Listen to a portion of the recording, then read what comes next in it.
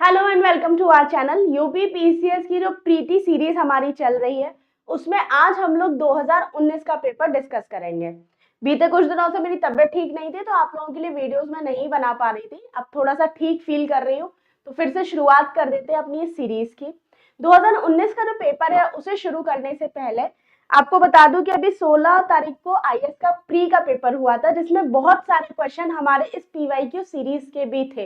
इस बार का पेपर बहुत इजी पेपर आया था तो जिसने भी पेपर दिया होगा अच्छा खासा कॉन्फिडेंस में होगा, लेकिन याद रखिएगा जिस तरीके का पेपर था इसकी कट ऑफ अच्छी खासी हाई जाने वाली है। तो चलिए स्टार्ट कर लेते हैं। देखिए पहला क्वेश्चन देख लेते हैं। मानव आहार में पॉलिश किए हुए चावल के उपयोग से निम्न रोग हो जाता है। तो पेन ले लेती हूँ मैं सबसे पहले। बेरी बेरी, घेंगा, रतौंधी या वर्णांधता। तो जो आपके पॉलिश किए हुए चावल से जो रोग होता है वो है आपका बेरी बेरी। ए ऑप्शन आपका करेक्ट हो जाएगा। इसके बाद अगला क्वेश्चन है, निम्न में से कौन सा युग्म सही सुमेलित नहीं है। यहाँ विटामिन दे रखे हैं और उनके सोर्सेस दे रखे हैं। तो विटामिन B6 धान की चोकर या राइस ब्रेन से आता है। B2 कॉड या यकृत तेल से।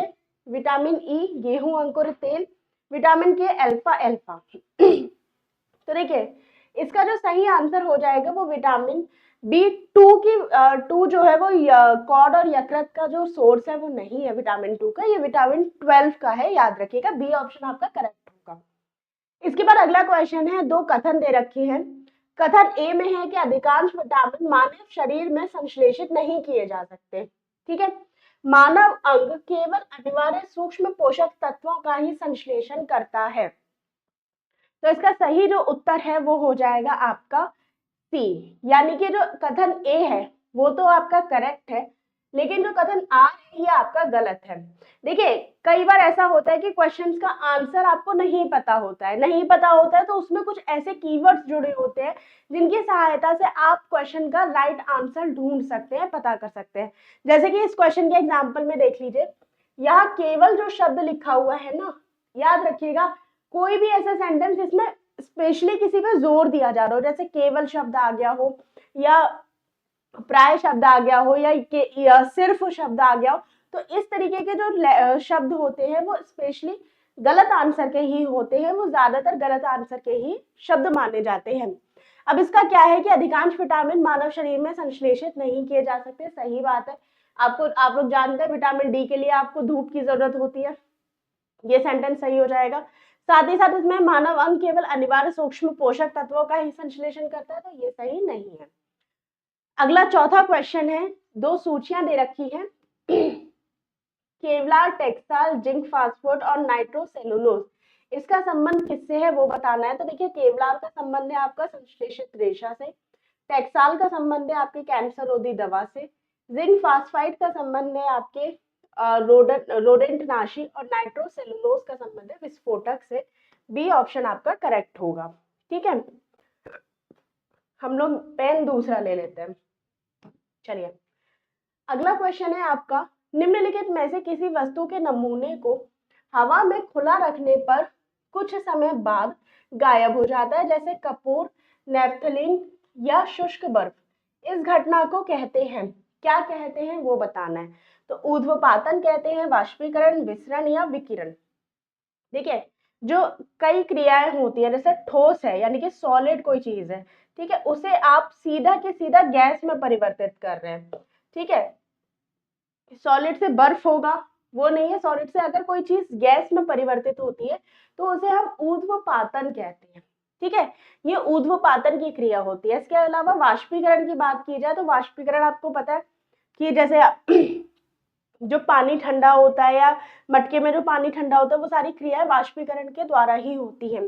ठीक है, इसके अलावा विकिरण हम जानते हैं जब संश्लेषण होता है, या ये कह सकते हैं आप कि गैस जब संश्लेषित होती है तो अपने अंदर से बहुत सारी ऊर्जा निकालती है, उसी को आप विकिरण कह सकते हैं, जैसे कि सन के अंदर होता है। ठीक है, अगला क्वेश्चन देख लेते हैं, प्रकाश ऊर्जा का ऑप्टिकल फाइबर में संचरण निम्न घटना के अनुप्रयोग द्वारा किया जाता है। पूर्ण आंतरिक परावर्तन, विवर्तन, प्रकीर्णन या अपवर्तन। तो इसका सही उत्तर हो जाएगा पूर्ण आंतरिक परावर्तन के द्वारा। ठीक है, एंजाइम के संदर्भ में निम्न में से कौन सा कथन सही है। वे जैव उत्प्रेरक होते हैं, वे शरीर में उसी स्थान पर अपना काम करते हैं जहां वे उत्पादित होते हैं। तो ये दोनों ही कथन सही है, ए और बी आपका सही आंसर हो जाएगा, यानी कि सी ऑप्शन आपका करेक्ट होगा। अगला क्वेश्चन है, माँ के दूध में नवजात को लगभग संपूर्ण आहार प्रदान होता है, किंतु इसमें निम्न में से किसका अभाव होता है? लोहे का, कैल्शियम का, मैग्नीशियम का या पोटेशियम का? तो इसमें लोहे का जो है वो नहीं पाया जाता है, ए ऑप्शन आपका करेक्ट हो जाएगा। ऐसा नहीं है लोहा बिल्कुल नहीं पाया जाता, थोड़ा बहुत पाया जाता है, लेकिन अगर आप ऑप्शंस में देखेंगे तो सबसे लो मात्रा में लोहा होता है, इसलिए अकॉर्डिंग टू ऑप्शन आपका ए ऑप्शन जो है वो करेक्ट होगा। अगला क्वेश्चन है, निम्नलिखित पदार्थों में उनके पहली बार प्रयोगशाला में संश्लेषण के कालक्रमानुसार व्यवस्थित कीजिए। ब्लैक गोल्ड, फुलेरेन, ग्राफीन या केवलार? तो इसका सही उत्तर बी हो जाएगा, यानी कि आपका सबसे पहले केवलार को संश्लेषित किया है, उसके बाद फुलेरेन को, फिर ग्राफीन को, फिर ब्लैक गोल्ड को। अगला क्वेश्चन है, बिब्लियोमेट्री क्या है? पुस्तकालय नेटवर्क का काम करना, सूचना प्रबंधन सेवा, सूचना प्रबंधन उपकरण या पुस्तकालय सेवा? तो ये है आपका सूचना प्रबंधन उपकरण, सी ऑप्शन आपका करेक्ट होगा। अगला क्वेश्चन है, गहरी कार्बन वेधशाला डीसीओ के संबंध में निम्नलिखित कथनों में से कौन सा सही है? ये वैश्विक अनुसंधान कार्यक्रम पृथ्वी पर कार्बन की भूमिका को आगे बढ़ाने के लिए है। यह गहरी माइक्रोबियल पारिस्थितिकी तंत्र का क्षेत्रीय अवलोकन के लिए है। तो इसका सही उत्तर हो जाएगा ऑप्शन सी। दोनों ही कथन आपके जो है वो सही दे रखे हैं। अगला क्वेश्चन है, निम्नलिखित में से कौन सा जैविक नाइट्रोजन निर्धारण से संबंधित है? ठीक है, जैविक नाइट्रोजन किससे संबंधित है ये बताना है। तो लाल शैवाल, भूरा शैवाल, हरा शैवाल या नीला हरा शैवाल? तो ये ब्लू ग्रीन शैवाल या ब्लू ग्रीन एल्गाई से संबंधित है, याद रखिएगा। अभी भी थोड़ा सा तबीयत की वजह से बोलने में दिक्कत हो रही है, लेकिन शुरू करते हैं। धुआं आवश्यक रूप से वायुमंडल में निम्न की उपस्थिति के कारण होता है। Oxygen, ozone, ozone nitrogen, oxygen nitrogen या नाइट्रोजन तथा सल्फर के ऑक्साइड? तो वायुमंडल में जो स्मॉग होता है वो होता है नाइट्रोजन और सल्फर के ऑक्साइड की वजह से। ठीक है, श्याम विवर होता है, श्याम विवर के बारे में पूछा गया है, क्या होता है? हवाई जहाज की एक उड़ान होती है, सूर्य का एक धब्बा होता है, अंटार्कटिका की एक जगह है, या सिमट गया तारा होता है? तो सही ऑप्शन हो जाएगा ऑप्शन डी। श्याम विवर को ब्लैक होल भी कहते हैं, याद रखिएगा। ये देखिए, जो हमारा जो तारे की जो बात होती है ना, जैसे सन हमारा एक तारा है, तो ये सबसे पहले एक नेब्यूला की स्टेज में होता है। अगर नेब्यूला में हम बात कर देते हैं कि अगर हमारे सन से कोई छोटा तारा है तो वो मेन सीक्वेंस में यहाँ रहता है, और अगर सन से थोड़ा सा बड़ा है या बड़ा है तो वो इस तरीके से होता है। इसके बाद जो क्रिया होती है, जो छोटा तारा होगा अगर सन से, तो वो रेड जियांट में परिवर्तित हो जाता है। ठीक है, इसकी जो क्रिया होती है वो इस तरीके से हो रही होती है। उसके बाद रेड जियांट जो है वो प्लेनेटरी नेब्यूला में परिवर्तित हो जाता है और आगे चल के वही व्हाइट ड्वार्फ बन जाता है। साथ ही साथ जो तारा जो सन के मास के ज्यादा होता है, वो तारा आगे चल के रेड सुपर जियांट बन जाता है। इसके बाद ये आगे चल के सुपरनोवा बन जाता है, दो पार्ट्स में डिवाइड होता है। जैसे हाई मास स्टार जो होगा वो न्यूट्रॉन स्टार कहलाता है, और जो क्या कहते हैं वेरी हाई मास स्टार होगा वो कहलाता है आपका ब्लैक होल। ठीक है, तो आप समझ गए होंगे कि पीछे जो क्वेश्चन पूछा गया था उसका क्या मतलब था। तो श्याम विवर क्या होता है? सिमट गया तारा होता है, याद रखिएगा। अगला क्वेश्चन है, चंद्रयान 2 अंतरिक्ष यान को प्रक्षेपित करने के लिए इसरो द्वारा किस जियो सिंक्रोनस उपग्रह का उपयोग किया गया था? तो ये किया गया था GSLV MK3M1 का। ए ऑप्शन आपका करेक्ट होगा। अगला क्वेश्चन है, निम्न में से किस जीव का रक्त सफेद होता है? छिपकली का, तिलचट्टे का, घरेलू खटमल का या मच्छर का? तो तिलचट्टे का जो खून होता है वो सफेद होता है। ठीक है, आपको पता है हीमोग्लोबिन की वजह से रक्त लाल होता है, लेकिन तिलचट्टे में जो ब्लड होता है वो सफेद होता है, याद रखिएगा। अगला क्वेश्चन देख लेते हैं, नाइट्रोजन स्थिरीकरण जीवाणु किस पौधे की जड़ के साथ संयोजन करते हैं? तो ये करते हैं दालों के साथ, ए ऑप्शन आपका करेक्ट हो जाएगा। एक क्वेश्चन और आया, पूछा गया था कि किसके ऑप्शन दे रखे थे जिसमें दालें थी, चावल, गेहूं, और अगर इसमें एक ऑप्शन आ जाए राजमा, और ये पूछा जाए कि किससे ये संयोजित नहीं होता है या संश्लेषित नहीं होता है, तो ऑप्शन में अगर राजमा है तो राजमा आपको लगाना है, क्योंकि राजमा एक ऐसी दाल है जो नाइट्रोजन स्थिरीकरण के लिए काम नहीं करती है, याद रखिएगा। अगला क्वेश्चन है, जब किसी साबुन के बुलबुले को आवेशित किया जाता है तो निम्न में से क्या घटित होता है? त्रिज्या बढ़ जाती है, त्रिज्या घट जाती है, बुलबुले का लोप हो जाता है, या उपयुक्त में से कोई नहीं? तो सही उत्तर है इसका त्रिज्या बढ़ जाती है, ऑप्शन आपका करेक्ट होगा। अगला क्वेश्चन है, निम्नलिखित में से कौन सा सही सुमेलित नहीं है? ऑक्सीटोसिन हार्मोन है, ठीक है, एस्पार्टेम संश्लेषित मधुरक है, नियोप्रीन रबड़ है, रेयॉन रूपांतरित स्टार्च है। तो रेयॉन जो होगा वो रूपांतरित स्टार्च नहीं है, याद रखिएगा, डी ऑप्शन आपका करेक्ट होगा। अगला है, निम्नलिखित में से कौन सा पदार्थ प्रोटीन नहीं है? कपास, केश या बाल, लूता रेशम या स्पाइडर सिल्क या खुर? तो इसका सही उत्तर हो जाएगा कपास। कपास आपका प्रोटीन नहीं है, ये सेलुलोज है जो कि कार्बोहाइड्रेट का एक रूप होता है। थर्मस फ्लास्क में लंबे समय तक तरल पदार्थ या तरल गर्म या ठंडा रहता है क्योंकि ऊष्मा का कोई हानि नहीं होती या प्राप्ति नहीं होती। तो संचालन, संवहन, विकिरण, ए और बी दोनों सही, उपयुक्त में से कोई नहीं। तो इसका सही उत्तर हो जाएगा ऑप्शन सी, ए और बी दोनों ही होगा। ये तीनों जो प्रक्रिया दे रखी है, संचालन, संवहन और विकिरण, ये तीनों ही प्रक्रिया है एक स्थान से दूसरे स्थान, या कह सकते हैं कि आप पदार्थों के संचलन की, ठीक है। तो वही है आपके ए और बी आपका करेक्ट आंसर हो जाएगा। 22 क्वेश्चन है, मानव शरीर में निम्न में से कौन सी ग्रंथि अंतःस्रावी एवं बहिःस्रावी दोनों प्रकार की ग्रंथि होती है? तो अग्नाशय सही उत्तर हो जाएगा। अग्नाशय एक ऐसी ग्रंथि है जिसमें बहिःस्रावी और अंतःस्रावी दोनों प्रकार की होती है, यानी कि हार्मोन भी प्रोड्यूस करती है और एंजाइम भी। अगला क्वेश्चन है, निम्नलिखित में से किस पदार्थ में कैल्शियम विद्यमान होता है? चीनी मिट्टी, कोरंडम, जिप्सम या टैल्क? तो जिप्सम में कैल्शियम विद्यमान होता है, सी ऑप्शन आपका करेक्ट होगा।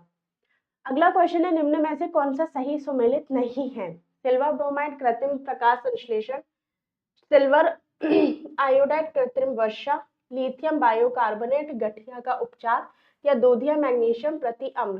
तो सही उत्तर उसका हो जाएगा सिल्वर ब्रोमाइड का संबंध कृत्रिम प्रकाश संश्लेषण से नहीं है, याद रखना। तुलसी के पौधे का औषधीय महत्व निम्न की उपस्थिति के कारण होता है। तो ये होता है आपका फिनॉल और फ्लेवोनाइड की वजह से। तो याद रखिएगा, सी ऑप्शन आपका करेक्ट होगा। सुपोषण के संदर्भ में निम्नलिखित कथनों में से कौन सा सही है? यह जल निकाय के पोषक तत्व संवर्धन की घटना है, यह जल में घुलित ऑक्सीजन को कम करता है। तो दोनों ही कथन सही है, सी ऑप्शन आपका करेक्ट होगा। निम्नलिखित में से कौन सा सुमेलित नहीं है? अलवणीकरण समुद्र जल, प्रतिलोम परासरण पेयजल, विकृतीकरण प्रोटीन, या पार्श्वीकरण चाय? तो यही आपका सही उत्तर है। पार्श्वीकरण जो है उसका संबंध चाय से नहीं है, दूध से है। लगभग 61 डिग्री का टेम्परेचर करके इसको उबाला जाता है और उबाल के तुरंत इसको बंद कर दिया जाता है ताकि दूध को फटने से रोका जा सके। तो उसी क्रिया को पार्श्वीकरण कहते हैं, याद रखिएगा। अगला क्वेश्चन है, निम्नलिखित में से कौन सा एक शार्कनाशक का उदाहरण है? Sodium chloride, potassium permanganate, bleaching powder, उपयुक्त में से कोई नहीं। तो सोडियम क्लोरेट इसका सही उत्तर हो जाएगा। गैस जो धान के खेत से उत्सर्जित होती है तथा भूमि के तापमान में वृद्धि करती है वह है? तो मीथेन इसका सही उत्तर होगा, याद रखिएगा। अभी एक लेटेस्ट रिसर्च आई है, या ये कह लीजिए एक लेटेस्ट शोध हुआ है। उस शोध में क्या किया गया है, साउथ कोरिया की वो बात करते हैं। कहते हैं कि जो चावल होते हैं ना, उस चावल को हम लोग मॉडिफाई करेंगे। जिस तरीके से आपको पता है कि इस समय मॉडिफिकेशन होता रहता है, जेनेटिक मॉडिफिकेशन होता रहता है।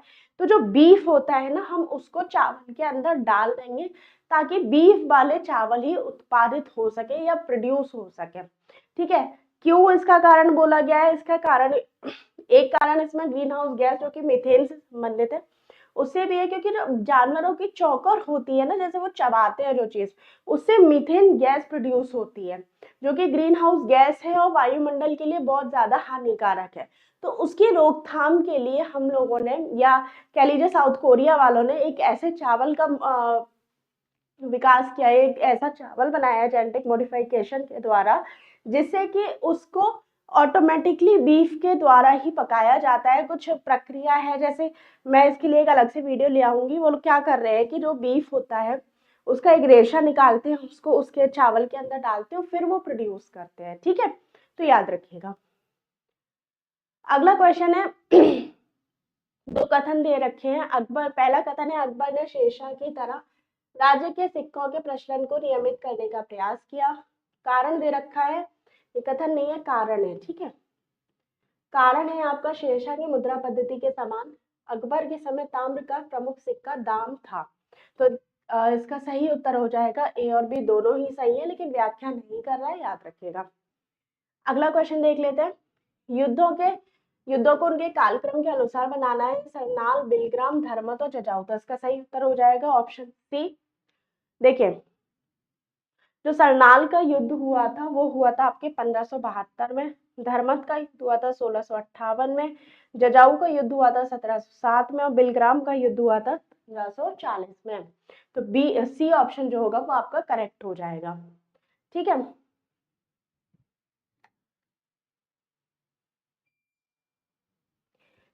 इसके बाद अगले क्वेश्चन पे चलते हैं। हाँ, अगला क्वेश्चन दे रखा है हठ योग के संदर्भ में निम्नलिखित कथनों में से कौन सा सही है। हठ योग नाथ पंथियों के द्वारा अपनाया जाता था। हठ योग क्रिया को सूफी संतों ने भी अपनाया था। तो सही उत्तर इसका दोनों हो जाएगा, ए और सी दोनों, ए और बी दोनों ही सही है, यानी कि सी ऑप्शन आपका करेक्ट होगा। निम्नलिखित में से कौन से एक विशिष्टता एकता व्यवस्था की नहीं है।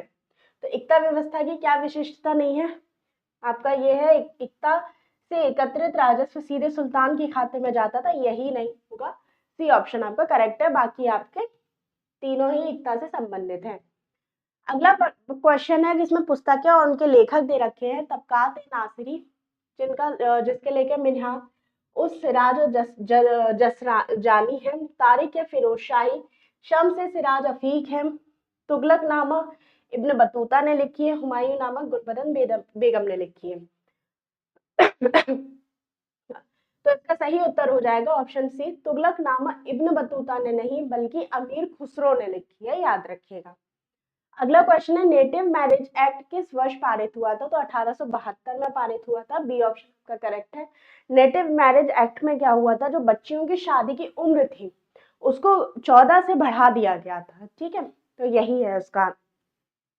अगला क्वेश्चन है आंदोलन और उनके वर्ष दे रखे हैं। पावना, एका, संथाल और थाना भगत। तो देखिए, अगर आप इसमें ऑप्शन के अकॉर्डिंग भी देखते हैं ना, तो आपका ये ऑप्शन करेक्ट हो जाएगा। कैसे हो जाएगा, आपको याद होगा 1857 का विद्रोह हुआ था।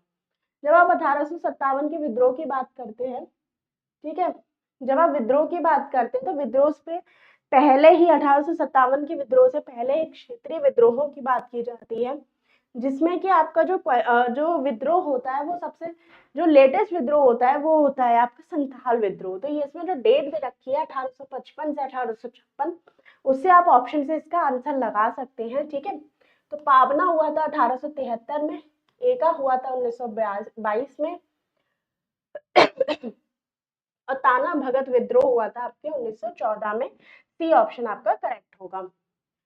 अगला क्वेश्चन है निम्न में से कौन सा सही सुमेलित नहीं है। दाम ताम्र की मुद्रा, देसाई राजस्व अधिकारी, दीवान प्रांतीय राजस्व का प्रमुख और जरीब एक प्रकार का कर। तो जरीब जो है वही सुमेलित नहीं है।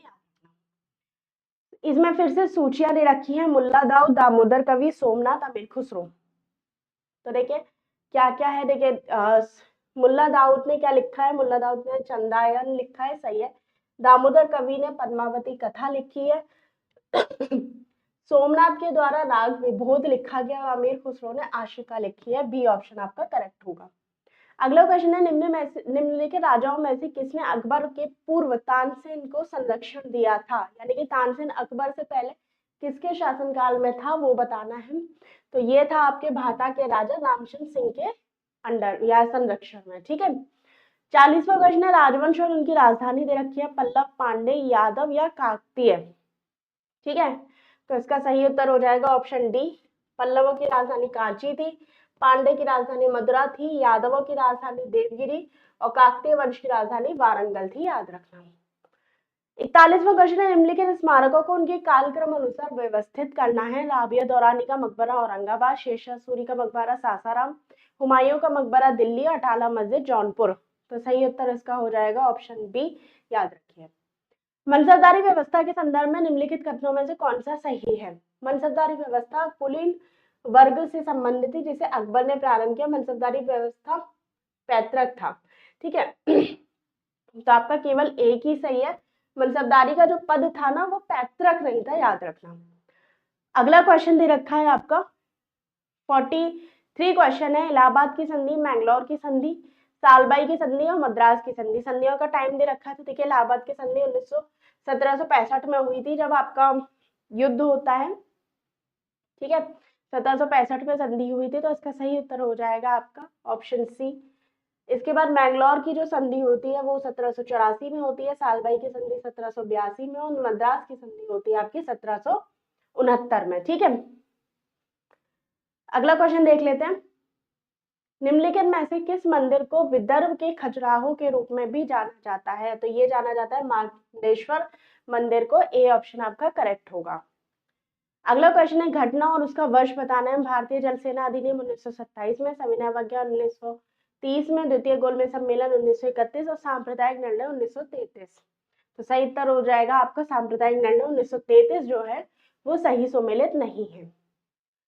निम्नलिखित घटनाओं के कालक्रम अनुसार व्यवस्थित करना है। साइमन आयोग की नियुक्ति, जलियांवाला बाग हत्याकांड, महात्मा गांधी का दांडी मार्च और फिरोज शाह मेहता की मृत्यु। तो इसका सही उत्तर हो जाएगा ऑप्शन बी जो है वो आपका करेक्ट होगा। ठीक है फिरोज शाह मेहता की जो मृत्यु हुई थी वो 1915 में हुई थी। जलियांवाला बाग हत्याकांड 1919 में हुआ था। साइमन कमीशन की नियुक्ति 1927 में हुई थी और महात्मा गांधी का दांडी मार्च 1930 में स्टार्ट हुआ था। INA के अधिकारियों पर मुकदमा चलाया गया, कहाँ चलाया गया था? तो दिल्ली के लाल किले में। ए ऑप्शन आपका करेक्ट होगा। अगला क्वेश्चन है कथन दे रखा है बंगाल की एशियाटिक सोसाइटी की स्थापना वॉरेन हेस्टिंग के काल में हुई थी। उसको सर विलियम जोन्स के पक्ष में उक्त विद्वत सदस्य की अध्यक्षता का प्रस्ताव अस्वीकार कर दिया। वॉरेन हेस्टिंग स्वयं एक उद्यत विद्वान था जो प्राच्य विद्या का प्रखर समर्थक था और जो प्रोत्साहन करता था। तो दोनों ही सही है लेकिन व्याख्या सही नहीं है, याद रखना। राष्ट्रीय पंचांग के संबंध में निम्नलिखित कथनों में से कौन सा सही है? भारतीय राष्ट्रीय पंचांग विक्रम संवत है, नई शक संवत है। राष्ट्रीय पंचांग को 26 जनवरी 1950 में अपनाया गया था, ये भी गलत है। तो दोनों ही गलत है। डी ऑप्शन आपका करेक्ट हो जाएगा। जो भारत का संवत है वो शक संवत है और इसे 22 मार्च को अपनाया गया था 1957 में। ठीक है याद रखना। 50वां क्वेश्चन है। धीरे धीरे करके हम लोग 50 क्वेश्चन तक पहुंच चुके हैं। भारत में नियोजित विकास का विरोध किसने किया था? तो ये किया था महात्मा गांधी ने। ए ऑप्शन आपका करेक्ट होगा। 51वां क्वेश्चन है। पूना पैक्ट, इरविन समझौता, क्रिप्स मिशन और सविनय अवज्ञा आंदोलन, इसको क्रम से लगाना है तो आपका बी ऑप्शन करेक्ट हो जाएगा। सबसे पहले आपका सविनय अवज्ञा आंदोलन चला था। ठीक है उसके बाद गांधी इरविन समझौता होता है, फिर होता है आपका पूना पैक्ट और फिर आता है आपका क्रिप्स मिशन। ठीक है कुछ देखिए क्या होता है ना, जब आपको सन याद होती है, कई बार होता है कि सन याद नहीं हो रही है, कौन सा किस साल हुआ था किस साल नहीं हुआ था, तो क्रोनोलॉजिकल याद रखिएगा। जब आपको पता है कि सविनय अवज्ञा आंदोलन पहले हुआ होगा ना, ठीक है उसके बाद गांधी इरविन समझौता हुआ होगा, क्योंकि पूना पैक्ट तो बाद में हुआ था ना। पूना पैक्ट कब हुआ था? जब द्वितीय गोलमेज सम्मेलन से गांधी जी लौटे थे। ठीक है और सांप्रदायिक पंचाट हो चुका था। पूना पैक्ट उसके बाद होता है ना। ठीक है तो इसके बाद क्या होगा? क्रिप्स गांधी इरविन समझौता हुआ होगा, उसके बाद पूना पैक्ट हुआ होगा और फिर क्रिप्स मिशन के सहायता से चीजें शुरू हो जाती हैं, आपके संविधान के निर्माण की बातें शुरू करना। ठीक है माफ कीजिएगा। 52 क्वेश्चन है। असैनिक प्रशासन 1905 के संदर्भ में निम्नलिखित कथनों में कौन सा कथन सही है? लॉर्ड कर्जन ने प्रांतीय सीमाओं को पुनर्गठित करने का निर्णय लिया। पूर्वी बंगाल और असम नामक एक नया प्रांत बनाया गया। तो दोनों ही कथन सही है, सी ऑप्शन का करेक्ट हो जाएगा। अगला क्वेश्चन है। मुस्लिम लीग एवं भारतीय राष्ट्रीय कांग्रेस के बीच राजनीतिक गतिरोध को दूर करने के लिए CR फॉर्मूला किसने दिया था? तो ये दिया था राजगोपालचारी ने। ये बी ऑप्शन आपका करेक्ट होगा। काफी इंपॉर्टेंट क्वेश्चन है, याद रखना है। The rise and growth of economic nationalism in India के लेखक कौन है? तो ये है आपके बिपिन। डी ऑप्शन आपका करेक्ट होगा। निम्नलिखित घटनाओं को उनके कालक्रम अनुसार व्यवस्थित कीजिए। महाराजा हरि सिंह, विलय पत्र पर हस्ताक्षर किया, भारत का संविधान लागू हुआ, जम्मू कश्मीर की प्रभुसत्ता संपन्न संविधान सभा ने भारत में विलय का अनुमोदन किया और जम्मू कश्मीर राज्य का नया संविधान लागू हुआ। तो सही उत्तर हो जाएगा 1 2 3 4, ये चारों ही क्रम से दिए गए हैं। 56वां क्वेश्चन है आपका, किस वर्ष अकाउंटिंग एंड ऑडिटिंग यानी कि लेखा परीक्षक से अलग किया गया और नियंत्रण परीक्षक या महालेखा परीक्षक का कार्य केवल सरकारी लेखा तक सीमित हो गया? तो 1976 में हुआ था, याद रखना। भारतीय संविधान के अनुच्छेद 30 अल्पसंख्यक वर्ग शब्द को परिभाषित नहीं करता। संविधान केवल भाषाई और धार्मिक अल्पसंख्यक को ही मान्यता देता है। तो ए और जो आर है वो दोनों ही सही है, व्याख्या नहीं कर रहा है। जो भारत का अनुच्छेद है ना 30, ये अल्पसंख्यक को नहीं देता। राष्ट्रपति के पास ये शक्ति है कि वो अल्पसंख्यक को अल्पसंख्यक की परिभाषा दे सके, अल्पसंख्यक को बता सके कि ये वर्ग या ये जाति अल्पसंख्यक में आती है। अगला क्वेश्चन दे रखा है, भारतीय संघात्मक व्यवस्था के संदर्भ में निम्नलिखित कथनों में से कौन सा सही है? तो भारतीय संविधान के अंतर्गत राज्यों को संघ से अलग होने का अधिकार नहीं है। अलग होने के मात्र वकालत करने पर अभिव्यक्ति की स्वतंत्रता की सुरक्षा मिलेगी। तो केवल एक ही सही है। आपको अलग होने का अधिकार नहीं है, ये बात सच है, लेकिन आपकी अभिव्यक्ति की स्वतंत्रता में बहुत सारी बाधाएं हैं। पहली बाधा तो ये है कि आप देश की एकता और अखंडता पर वार नहीं कर सकते। अगर आपकी अभिव्यक्ति किसी ऐसे कारण से हो रही है जो कि आप कुछ ऐसा बोल रहे हैं जिससे देश की एकता पर, उसकी अखंडता पर वार होता है, तो वो आपकी अभिव्यक्ति की आजादी नहीं होगी। एक एग्जाम्पल के तौर पर मैं दे लूं, कब लगभग शायद कल या परसों की बात है, जो अरुंधति रॉय हैं जिन्हें बुकर पुरस्कार भी मिल चुका है, उनके ऊपर उन्होंने जो स्टेटमेंट दिया था 2010 में, दिल्ली के जो गवर्नर हैं उन्होंने एफआईआर करने की, यानी कि उन्हें अरेस्ट करने की परमिशन दे दी है। उन्होंने क्या कहा था, उन्होंने सिर्फ तो नहीं, बहुत बड़ी बात कही थी। उन्होंने कहा था कि जम्मू कश्मीर भारत का अभिन्न हिस्सा नहीं है। ये स्टेटमेंट उनका जो था वो बहुत ही ज्यादा वाहियात था, क्योंकि उन्होंने देश को तोड़ने की बात की थी। उसी के आधार पर दिल्ली के जो गवर्नर हैं उन्होंने जो है यूएपीए के तहत उनको अरेस्ट करने की बात जो है या परमिशन जो है वो दे दी है। यानी कि इसका मतलब ये है कि आप बोल सकते हो, आपको बोलने की आजादी है। आर्टिकल 19(1) में आपको 6 तरीके की स्वतंत्रता दे रखी है। वाक एवं अभिव्यक्ति स्वतंत्रता के अंतर्गत आप बोल सकते हो, लेकिन आप ऐसा नहीं बोल सकते हो जो देश की एकता और अखंडता पर चोट पहुंचाए। ठीक है, तो एक एग्जाम्पल के थ्रू आप थोड़ा सा समझ सकते हो, इसीलिए मैंने आपको दे दिया है। अगला क्वेश्चन है 59 क्वेश्चन है, निम्नलिखित में से कौन सा युग्म सुमेलित नहीं है? सार्वजनिक स्वास्थ्य एवं स्वच्छता राज्य सूची, जनगणना संघ सूची, राज्यसभा में सीटों का बंटवारा द्वितीय अनुसूची या बदल 10वीं अनुसूची। तो सी ऑप्शन आपका सही नहीं है। राज्यसभा में सीटों का बंटवारा जो होता है ना, चौथी अनुसूची में दे रखा है। ठीक है, भारत के संविधान की 11वां अनुसूची में कितने विषय हैं? तो 29 विषय हैं। सी ऑप्शन आपका करेक्ट होगा। प्रधानमंत्री कार्यालय के संबंध में निम्नलिखित कथनों में से कौन सा सही है? 1977 में अस्तित्व में आया था। इसका प्रधान कैबिनेट सचिव होता है। केवल एक सही है। इसका प्रधान जो है कैबिनेट सचिव नहीं होता है, याद रखिएगा, इसका प्रधान सचिव होता है।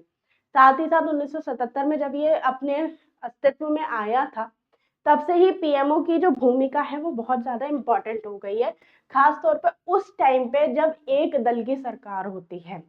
एक दल की सरकार से क्या मतलब है? गठबंधन की सरकार नहीं होती। ठीक है, जैसे जैसे एक दल की सरकार होती है, पीएमओ की जो भूमिका है वो उच्च लेवल पर पहुंच जाती है। जैसे कि आपने बीते कुछ सालों में देखा होगा, जो 2014 से लेकर 2023 या 24 तक रहा है, 4 जून से पहले तक। अब अगला सत्र शुरू हो जाएगा 18वीं लोकसभा का। ठीक है, उस टाइम पे देखते हैं पीएमओ की क्या भूमिका रहती है। लेकिन 2014 की विधानसभा लोकसभा में और 2019 के लोकसभा में पीएमओ की भूमिका इतनी उच्चतम स्तर पे थी। बहुत ज्यादा इंपॉर्टेंट फैसले जो होते थे पीएमओ के द्वारा लिए जाते थे, दिए जाते थे। ठीक है, बहुत सारा काम होता है पीएमओ का। जैसे देख लीजिए कि प्रधानमंत्री को क्या स्पीच देनी है, प्रधानमंत्री को कहाँ जाना है, उनकी सुरक्षा में किन किन लोगों को शामिल होना है, उनकी सुरक्षा में कोई सेंध तो नहीं रहनी है। तो ये सारी जो जिम्मेदारी उठाता है ना, वो प्रधानमंत्री ऑफिस उठाता है। ठीक है, तो ये 1977 में बना था। और जब एक दल की सरकार होती है, बहुमत की सरकार होती है, तो उस टाइम पे इसका इसकी जो शक्ति है वो अपने उच्चतम स्तर पर पहुंच जाती है। ठीक है, अगला क्वेश्चन है, भारतीय संविधान की छठी अनुसूची के प्रावधान निम्न में से किस राज्य में लागू होते हैं? तो ये लागू होते हैं आपके त्रिपुरा में। ठीक है,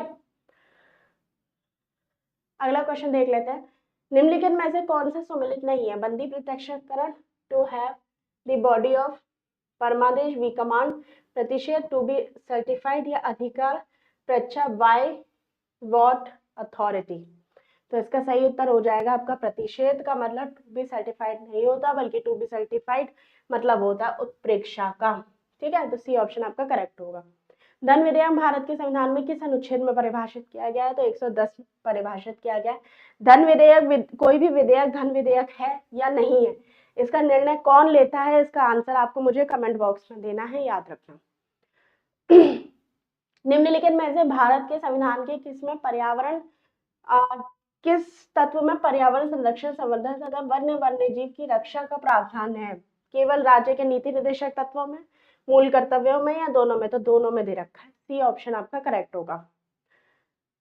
अगला क्वेश्चन है, पंचायतों के संदर्भ में निम्नलिखित कथनों में से कौन सा सही है? 50% सीटें अनुसूचित जाति अनुसूचित जनजाति के महिलाओं के लिए आरक्षित होती है। ग्राम सभा एक निकाय है जिसमें गांव में रहने वाले सभी लोग होते हैं। मध्यवर्ती स्तर पर एक पंचायत होगा। तो पहला, दूसरा, तीसरा, इनमें से केवल तीसरा जो है वो आपका सही होगा, बाकी गलत है, क्योंकि 50% नहीं है, 33% है। ठीक है, इसके बाद ग्राम सभा एक निकाय है जिसमें गांव में रहने वाले होते हैं, ये भी गलत है। जिन लोगों का नाम मतदाता सूची में शामिल है उन्हें ग्राम सभा कहा जाता है। ठीक है, मजदूर किसान शक्ति संगठन नामक सामाजिक आंदोलन भारत में निम्न में से किससे संबंधित है? तो ये संबंधित है आरटीआई अधिनियम से, बी ऑप्शन आपका करेक्ट होगा। किसने कहा भारत एक अर्धसंघात्मक राज्य है? तो ये किया था वियर ने, याद रखना, केसी वियर इसका सही उत्तर होगा। नीचे दो कथन दे रखे हैं, केंद्रीय कानूनों को संवैधानिक वैधता के संबंध में भारत के सर्वोच्च न्यायालय की अनन्य अधिकारिता है। सर्वोच्च न्यायालय भारतीय संविधान का संरक्षक है।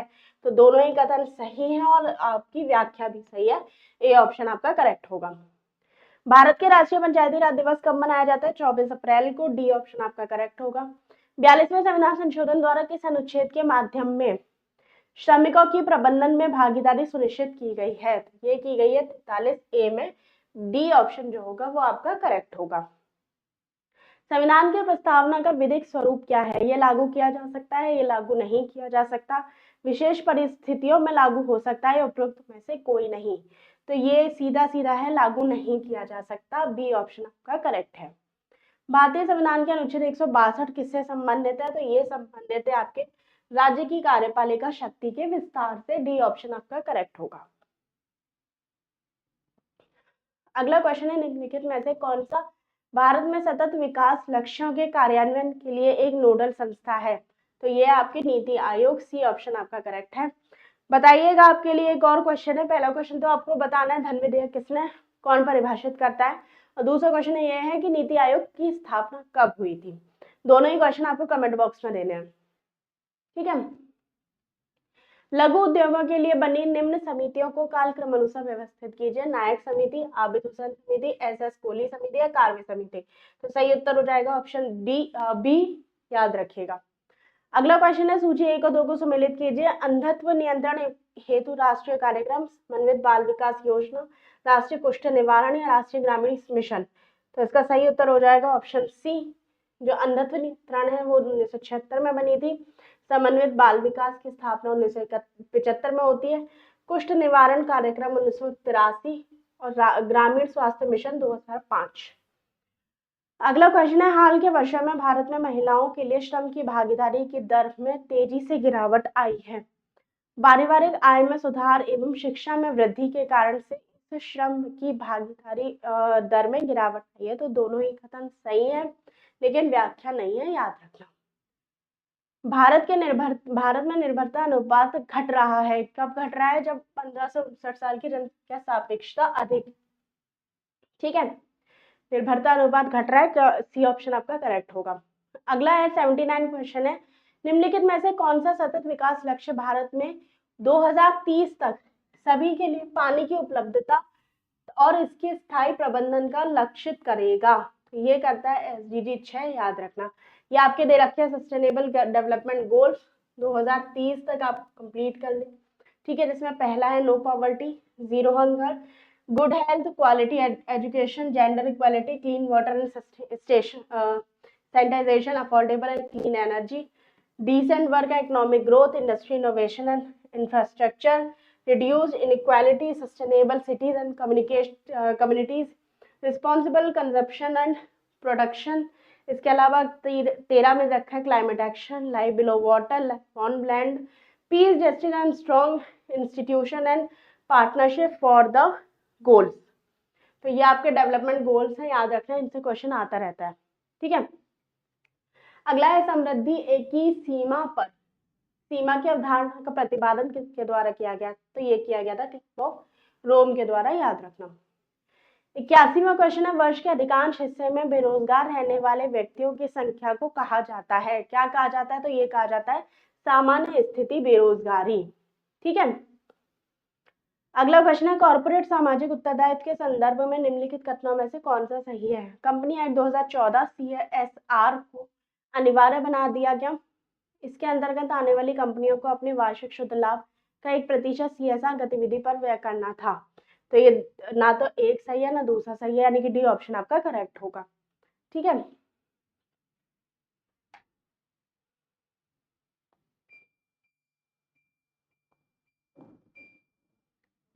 अगला क्वेश्चन देख लेते हैं, जीवन की भौतिक गुणवत्ता सूचकांक PQLI किसके द्वारा विकसित की गई है? तो ये की गई थी मॉरिस डी मॉरिस के द्वारा, ए ऑप्शन आपका करेक्ट है।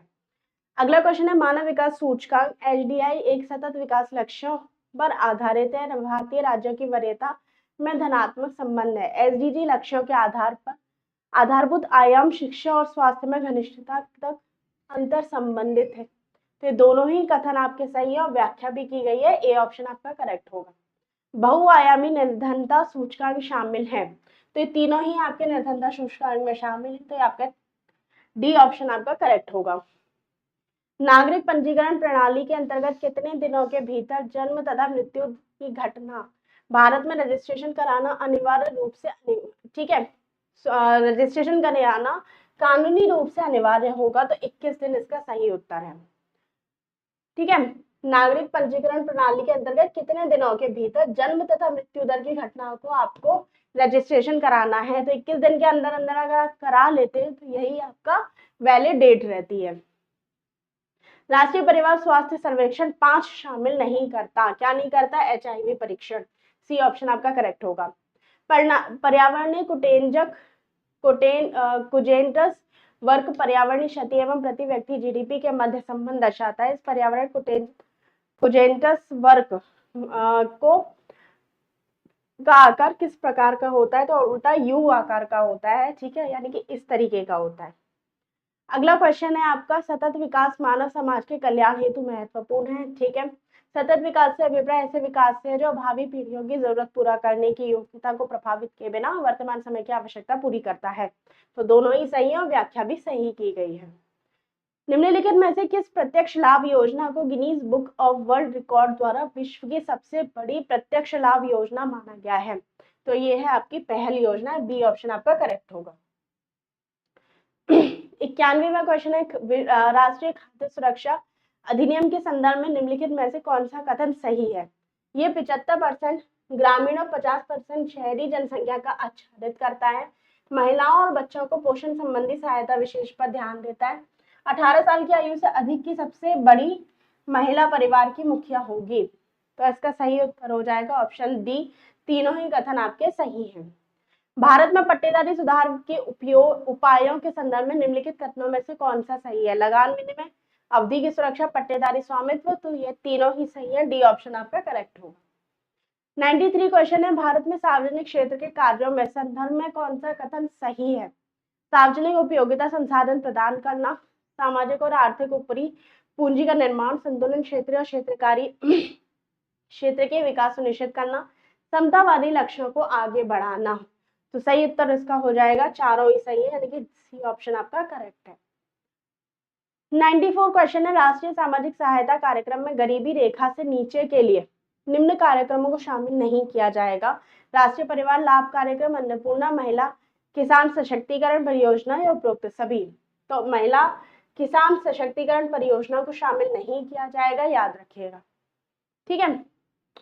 95 क्वेश्चन है, कार्टेजेना प्रोटोकॉल, बायोसेफ्टी, स्टॉकहोम सम्मेलन, अनवरत जैविक प्रदूषण, मॉन्ट्रियल ओजोन परत या क्योटो प्रोटोकॉल जल संरक्षण। तो क्योटो प्रोटोकॉल का संबंध जल संरक्षण से नहीं है, बल्कि इसका संबंध किससे है, ग्रीन हाउस गैसों के उत्सर्जन से, ठीक है। औद्योगिकृत देशों और अर्थव्यवस्था को प्रतिबद्ध करते हुए जलवायु परिवर्तन के आधार पर संयुक्त राष्ट्र फ्रेमवर्क कन्वेंशन द्वारा इसको संचालित किया गया था, क्योटो प्रोटोकॉल को, ठीक है।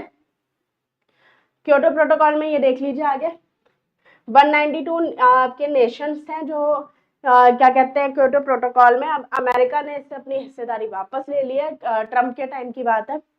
इनका क्या है, इन लोगों ने इंटरनेशनल ट्रीटी की थी जो कि किससे संबंधित थी, क्लाइमेट चेंज से संबंधित थी, जो कि किसके लिए काम कर रही थी, to save earth and fight climate change, ठीक है, तो याद रखिएगा।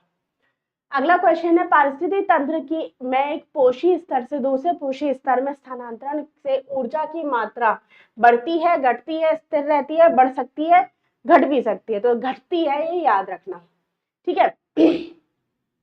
ये इस तरीके से होता है, लगभग 10% जो एनर्जी होती है वही आपके आगे बढ़ पाती है, बाकी जो एनर्जी है वो घट जाती है।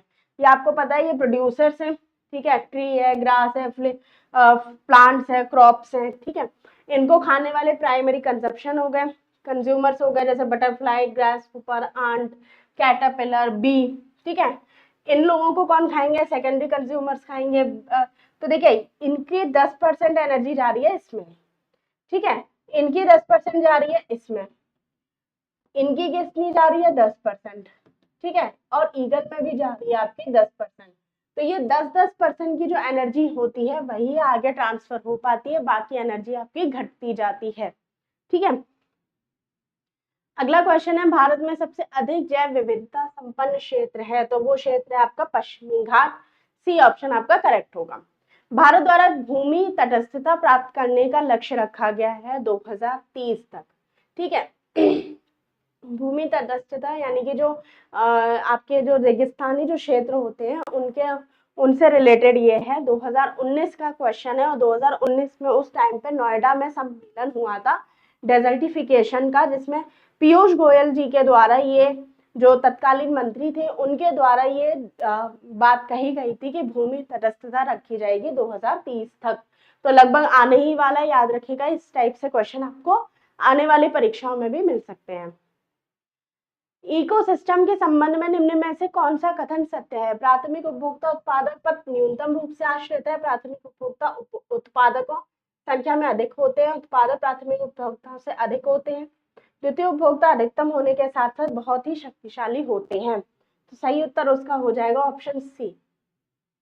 मानव गतिविधियों में से परिवर्तित पर्यावरण कहलाता है, क्या कहलाता है, तो वो कहलाता है एंथ्रोपोजेनिक पर्यावरण। 100 क्वेश्चन हमारे कंप्लीट हो चुके हैं, 50 क्वेश्चन और आप लोगों के बच्चे हैं। थोड़ी तबियत ठीक नहीं है, इस वजह से बहुत ही ज्यादा स्लो चल रहा है, ठीक है।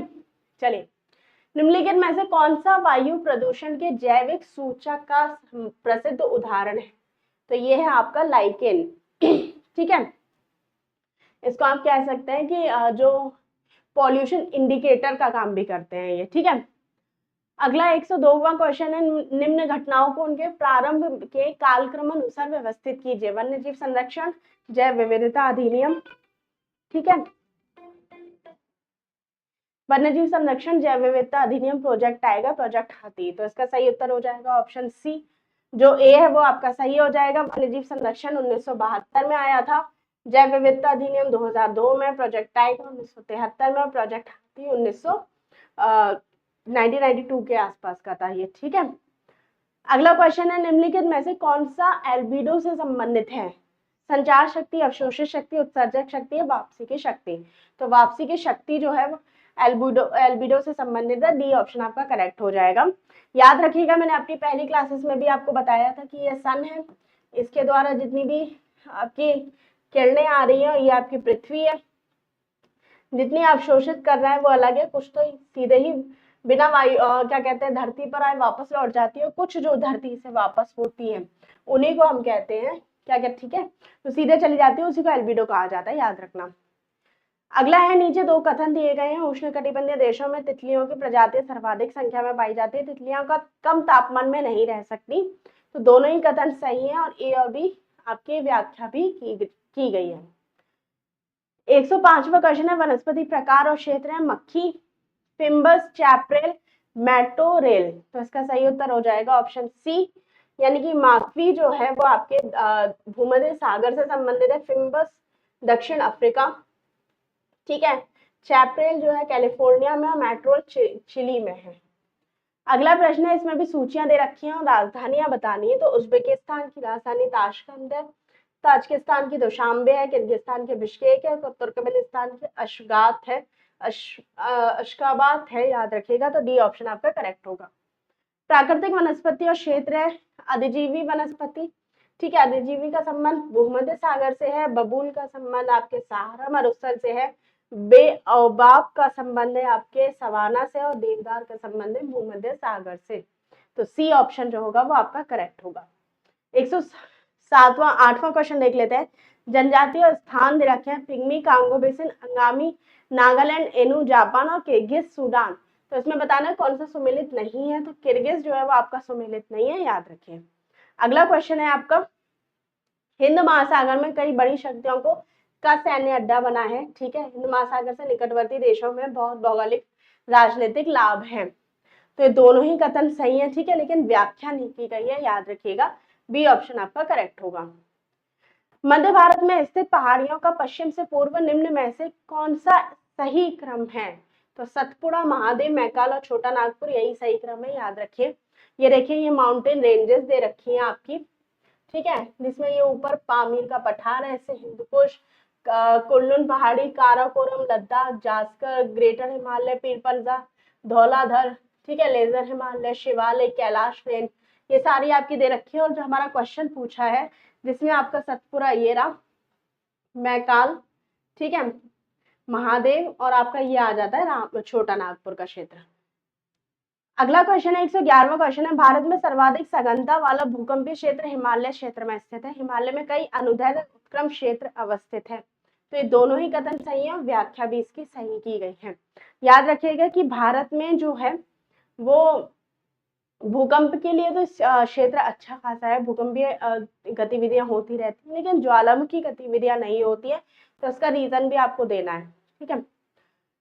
अगला क्वेश्चन है, मणिपुर पहाड़ियों से घिरा इम्फाल बेसिन एक सुंदर उदाहरण है कि सरोवरीय मैदान का, लोयस मैदान का, हिम नदीय मैदान का या जलोढ़ मैदान का। तो ये आपका है सरोवरीय मैदान का, ए ऑप्शन आपका करेक्ट होगा। 113वां क्वेश्चन है, निम्नलिखित नदियों में से कौन सा अपने भ्रंश घाटी प्रवाह के लिए प्रसिद्ध है? तो भ्रंश घाटी के लिए प्रसिद्ध है दामोदर नदी, बी ऑप्शन आपका करेक्ट, ठीक है। निम्नलिखित प्राकृतिक प्रदेश में किसे बड़े शिकारों की भूमि के नाम से जाना जाता है? तो ये जाना जाता है उष्णकटिबंधीय सवाना प्रदेश को, डी ऑप्शन आपका करेक्ट होगा। 115वां क्वेश्चन है, हिमालय पर्वत श्रेणी के संबंध में निम्न में से कौन सा कथन सही है? मुख्य हिमालय की परतदार चट्टानें जीवाश्महीन होती हैं, लघु हिमालय की परतदार चट्टानों में समुद्री जीव जंतुओं के जीवाश्म मिलते हैं, बाह्य हिमालय या शिवालिक हिमालय में मानव सभ्यता के अवशेष मिले हैं। तो ये तीनों ही कथन सही है, डी ऑप्शन आपका करेक्ट होगा। अगला क्वेश्चन है, निम्नलिखित में से कौन सा सही नहीं है? भूमध्य रेखीय ध्रुवों की ओर जाति विविधता में वृद्धि होती है, उष्णकटिबंधीय शीतोष्ण क्षेत्रों की अपेक्षा अधिक जातियों का आश्रय मिलता है, विशालतम जैव विविधता अमेजनी वर्षा वनों में पाई जाती है, जाति विविधता शीतोष्ण क्षेत्रों से ध्रुवों की ओर घटती जाती है। तो सही उत्तर आपका ऑप्शन ए हो जाएगा कि भूमध्य सागर से जब ध्रुवों की ओर आप जाते हैं ना, तो जातीय जैव विविधता में वृद्धि होती है, ठीक है, यही आपका सही नहीं है। सुएज नहर क्षेत्र में उत्तर दक्षिण दिशा की ओर पड़ने वाली झीलों का सही क्रम क्या है? तो ये आपका Lake Manzala, Lake Timsah, Great Bitter, Lake Little Bitter, Lake और लिटिल बिटर लेक, ठीक है, ये 2 बार दे रखा है, याद रखना, तो हटा दो। डी ऑप्शन आपका करेक्ट होगा। टेलीग्राफिक पठार हिस्सा है, ये हिस्सा आपका उत्तर अटलांटिक कटक का, ए ऑप्शन आपका करेक्ट होगा। फिर सूचियां दे रखी है उष्णकटिबंधीय चक्रवात को किस देश में क्या कहा जाता है वो बताना है, तो देखिए सी ऑप्शन का सही है आपका, विली कहा जाता है आपके ऑस्ट्रेलिया में, टैफू कहा जाता है जापान में, बगुइयो कहा जाता है फिलीपींस में, हरिकेन कहा जाता है यूएसए में। सी ऑप्शन आपका करेक्ट होगा। सॉरी, निम्नलिखित में से कौन सा एक नगर साइबेरिया पारीय रेल मार्ग पर अवस्थित नहीं है, तो ये सोची जो है वो आपका अवस्थित नहीं है, सी ऑप्शन आपका करेक्ट होगा। 121वां क्वेश्चन है, कौन सा युग्म सुमेलित नहीं है, पवन और देश दे रखे हैं, Santa Ana California, haboob Sudan, yamo Japan, mistral Australia, तो मिस्ट्रल जो है वो ऑस्ट्रेलिया में नहीं बहती है, याद रखना। अगला है कोयला क्षेत्र अवस्थिति दे रखी है, तो इसका सही उत्तर ऑप्शन डी हो जाएगा। तालचेर जो है वो महानदी घाटी से संबंधित है, कर्णपुरा जो है वो दामोदर घाटी से संबंधित है, सिंगरौली जो है वो आपकी सोन घाटी से, और सिंगरेनी जो है वो गोदावरी घाटी से संबंधित है, याद रखना। अगला है निम्नलिखित में से कौन सी एक चोटी भारत में अवस्थित नहीं है, भारत में कौन सी अवस्थित नहीं है वो बतानी है, ठीक है। तो देखिए इसका जो आंसर हो जाएगा ना वो दोनों ही इसका आंसर होगा, बी और डी दोनों होगा, क्योंकि हिमालय जो है ना वो आपके नंगा पर्वत से लेके नामचा बरवा तक का जो क्षेत्र है वो हिमालय में आता है, ठीक है। तो ये दोनों ही जो आपके जो आंसर दे रखा है वो आयोग ने ये जो बी और डी दोनों ही माना है, याद रखिएगा, ठीक है। अगला है भारत के उत्तर पश्चिम मैदान में विक्षोभ से जाड़ों में होने वाली वर्षा की मात्रा क्रमशः कम होती है, कब कम होती है, तो पश्चिम में पूर्व की ओर जब होती है तो वर्षा की मात्रा जो है वो कम होने लगती है, ठीक है। निम्नलिखित में से किस नदी के ऊपरी मार्ग में मीठा जल का परंतु निचले भाग में खारे जल का प्रवाह होता है, तो लूनी नदी जो है वो है, लूनी नदी आपकी लैंगलॉर्ड रिवर भी है जो कि आपके नागा पहाड़ी राजस्थान अरावली क्षेत्र से निकलती है और कच्छ की खाड़ी में जाकर विलीन हो जाती है। अगला क्वेश्चन दे रखा है, मोरीबंद डेल्टा निम्न में से किस डेल्टा का एक उपविभाग है, तो ये है आपके बंगाल डेल्टा का, सी ऑप्शन आपका करेक्ट होगा। 127वां क्वेश्चन दे रखा है, उत्तर प्रदेश में गन्ना तथा चीनी का उत्पादन महाराष्ट्र में अधिक परंतु उत्पादकता कम है, महाराष्ट्र में अधिकांश चीनी मिलें सहकारी क्षेत्रों में स्थापित होती हैं, ए और बी दोनों सही है, लेकिन आपका व्याख्या जो है वो कि आपकी सही नहीं दे रखी है।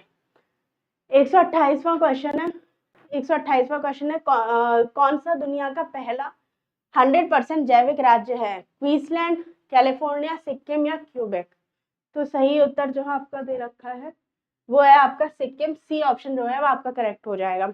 129वां क्वेश्चन है, संयुक्त राज्य जलवायु का कार्रवाई सम्मेलन 2019 का आयोजन निम्न में से किस शहर में हुआ था, तो ये हुआ था न्यूयॉर्क में, डी ऑप्शन आपका करेक्ट है। भारत का वैश्विक भूख सूचकांक GHI 2017 में क्या स्थान था, तो वो था आपका 100वां स्थान था, याद रखना। 2019 में प्रधानमंत्री मोदी द्वारा उद्घाटित सीमा पार तेल पाइपलाइन निम्न में से किन दो शहरों के बीच था, तो मोतिहारी और आमलेखगंज के बीच में था, ठीक है।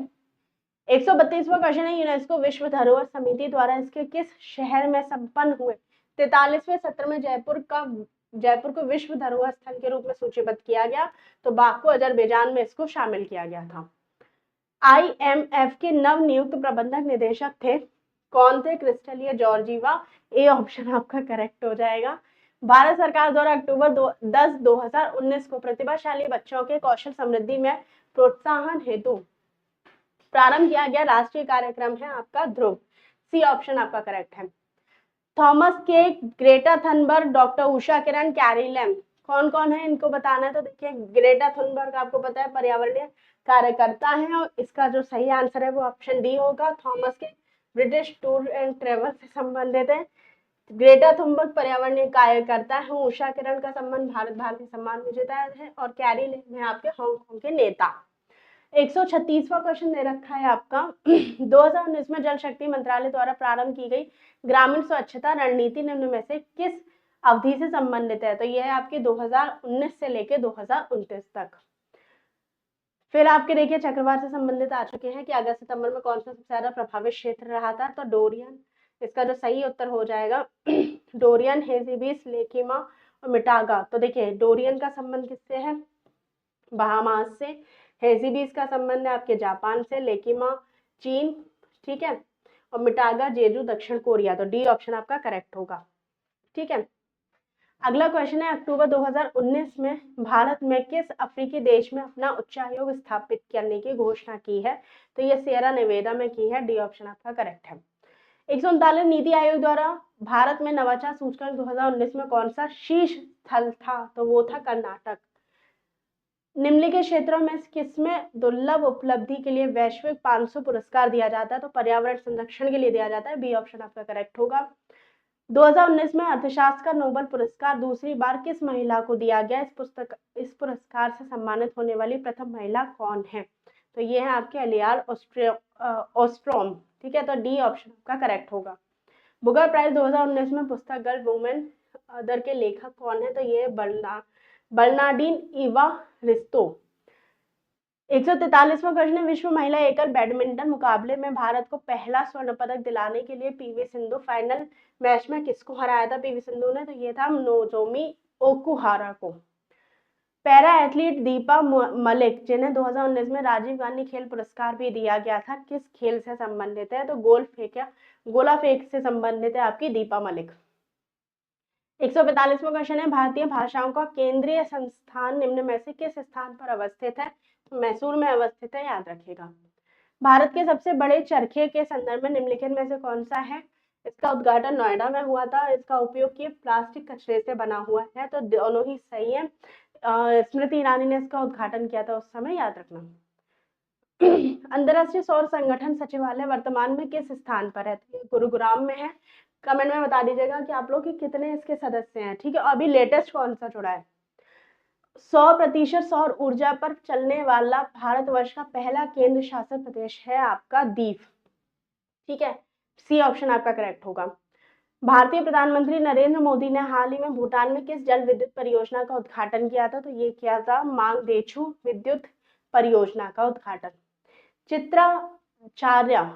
चित्राचार्य उपेंद्र महारथी की पुस्तक वेणु शिल्प का संबंध निम्न में से किस कला से है? तो ये है आपके बांस कला से इसका संबंध है।